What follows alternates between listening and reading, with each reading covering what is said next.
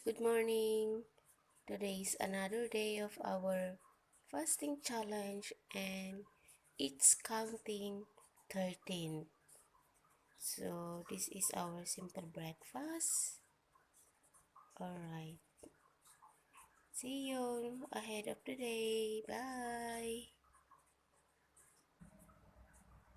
Hi guys! What's up? Welcome again guys sa aking kusina. Ayan.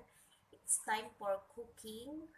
So, ang iluluto natin ngayon ay Chinese foods. Alam nyo, nag-scan ako sa aking mga lumang recipe book, sa aking mga food compilations, kung ano talaga yung iluluto ko. Ang dami talaga, pero kulang na kulang ako ng mga ingredients. So, I finally come up with this idea na magluluto naman ako ngayon ng Chinese foods para sa dinner mamaya. So, umpisahan natin. Gawin lang natin yung jelly para sa ating dessert. Nagawa lang ako guys ng fruit jelly.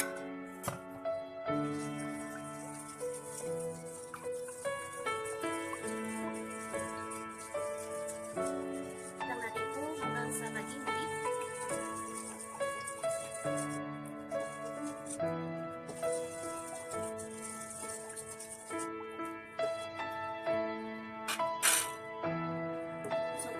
Unang kulog niya. Nilagay ko na pala guys yung white sugar syrup kanina.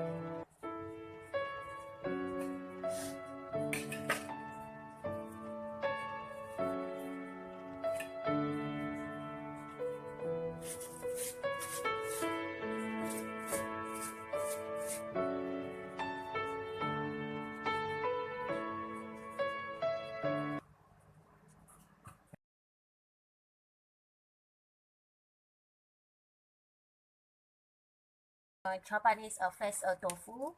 So, ito yung gagawin natin.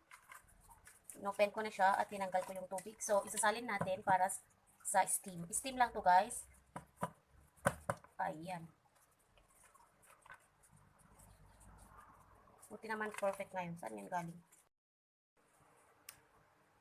So, steam lang natin siya about 20 minutes. Then, tsaka natin lalagyan ng soya sauce.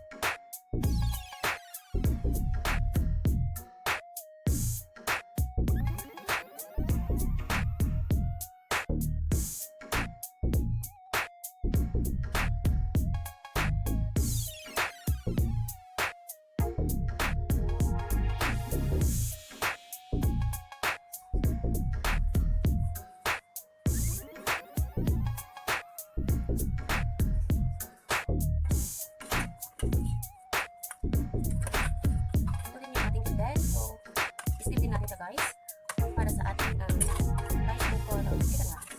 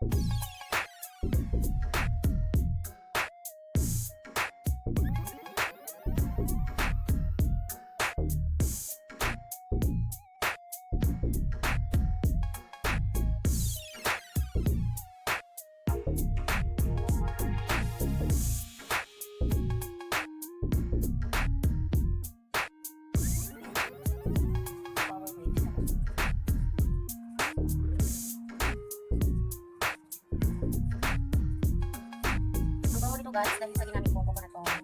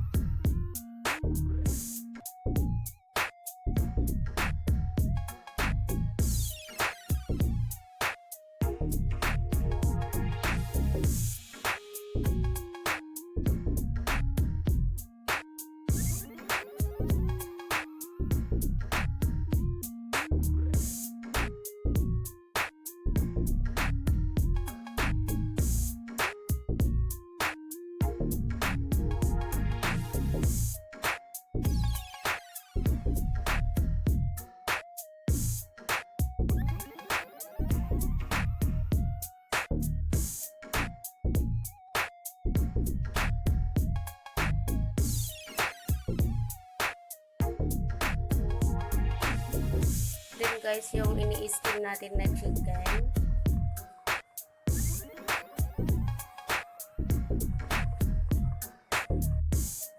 So, i-transfer na natin yung rice sa ating rice cooker. Then, ilagay natin ito sa ibabaw. So, huwag masyadong lagyan ng tubig guys kasi gagamitin natin yung tubig natin ito sa manok.